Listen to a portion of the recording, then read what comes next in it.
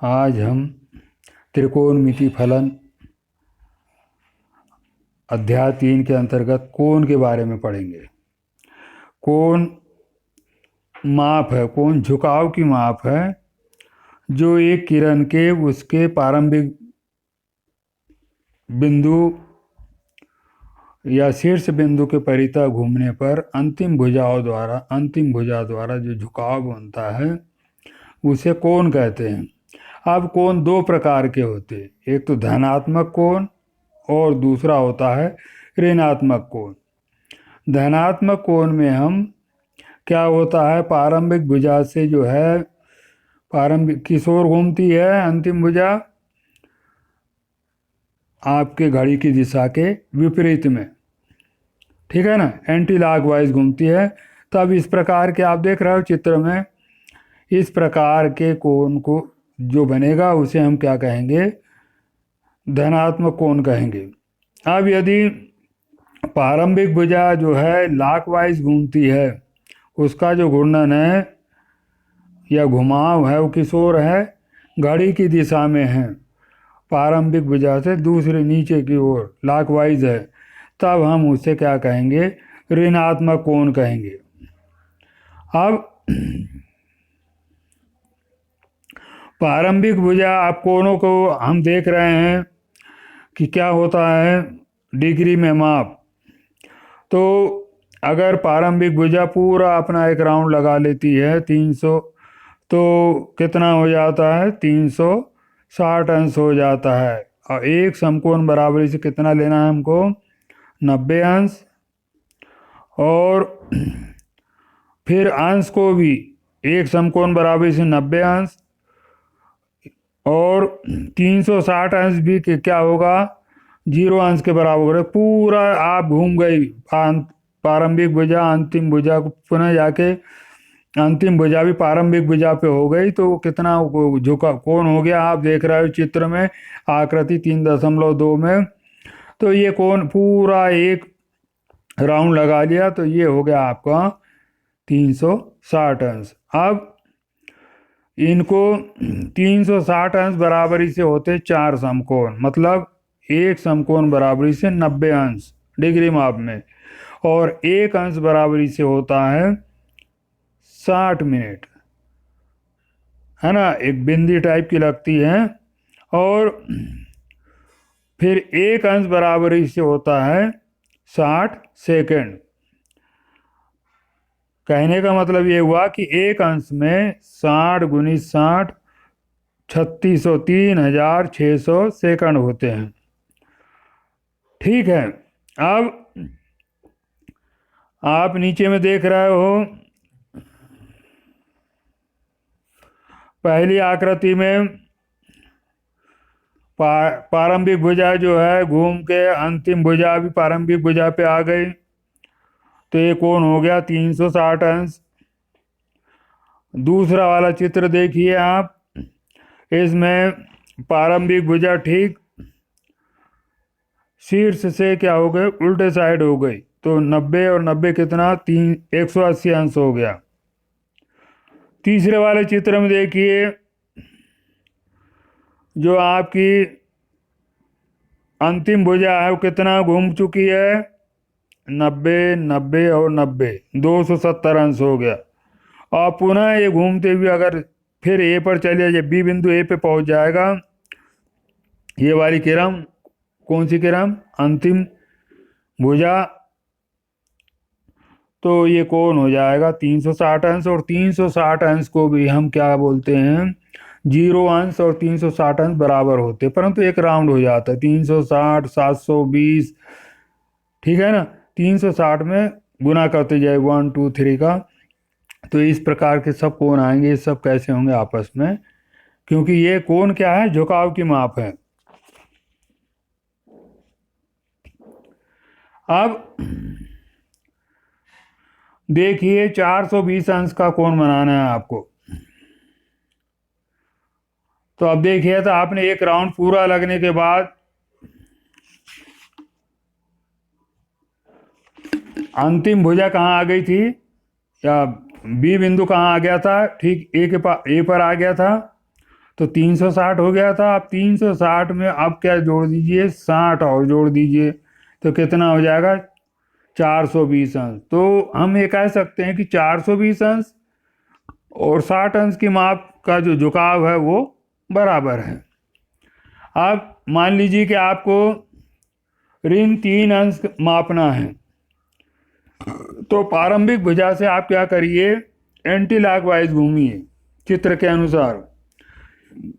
Anti clock कितना मापना है अंतिम भुजा झुकाव को चांदी की सहायता 30 अंश।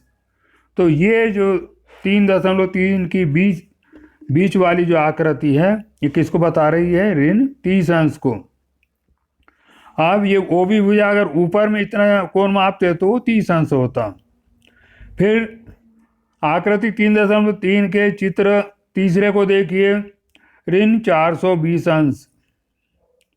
तो ऋण 420 अंश मतलब पूरा एक राउंड, देखो आप उनने क्या लिया, क्लॉकवाइज लिया पूरा एक राउंड, और कहाँ पे आ गए, ए तक आ गए। तो झुकाव कितना हो गया, 360 हो गया। अब 360 में हम और 60 जोड़ दें तो कितना हो जाएगा,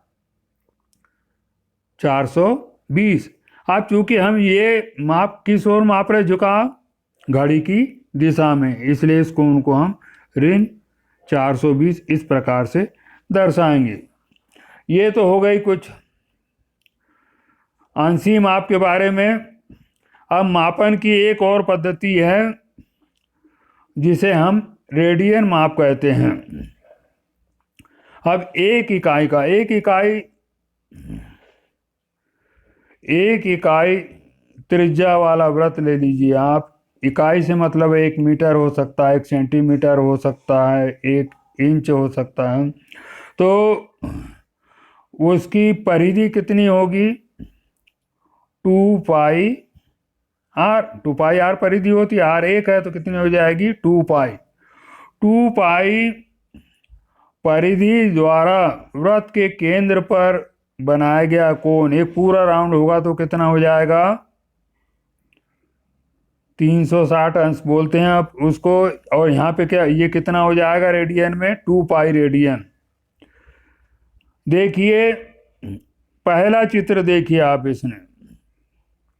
अब क्या है, एक रेडियन क्या होगा, एक रेडियन की माप क्या होगी। तो पहले चित्र में आप देख रहे हैं कि चाप कितना है, 1 इकाई है। चाप की लंबाई कितनी है, कोण बराबरी से चाप बटे त्रिज्या, ठीक है ना। तो ये वाला जो कोण है इकाई चाप द्वारा बनाए गए केंद्र पर अंतरित कोण कितना हो जाएगा, 1 रेडियन। अब यदि ये झुकाव किस ओर है, एंटी क्लॉकवाइज है, देख रहे हो आप, प्रारंभिक किरण और अंतिम किरण में जो है एंटी क्लॉकवाइज है, तो इसे 1 रेडियन बोलेंगे। ठीक इसी प्रकार से इकाई लंबाई के चाप द्वारा केंद्र पर अंतरित कोण आपने अगर किस ओर नापा है, क्लॉकवाइज घड़ी की दिशा में मापा है, तो ऋण 1 रेडियन हो जाएगा। और इसी प्रकार से तीसरा चित्र देखिए, इसमें क्या किया है, त्रिज्या 1 इकाई है ठीक, और उसका जो चाप है, चाप की लंबाई कितनी, 1.5 इकाई है। 1.5 इकाई से, इकाई मतलब आप जिसमें भी लिए वो, फीट में लिए हो, मीटर में लिए हो, सेंटीमीटर में लिए हो, जिसमें भी लिए हो, इकाई 1। तो 1.5 इकाई है तो 1.5 रेडियन कोण बनाएगा वो चाप, है ना। इसी प्रकार से चौथे वाले चित्र में देखिए कि अगर आप उसको किस ओर लेते हो, घड़ी की दिशा में क्लॉकवाइज, और त्रिज्या 1 सेंटीमीटर है और चाप की लंबाई 1.5 है, 1 से 1/2 है, तो उसके द्वारा वृत्त के केंद्र पर नापा गया कोण कितना होगा, ऋण 1 से 1/2 रेडियन होगा।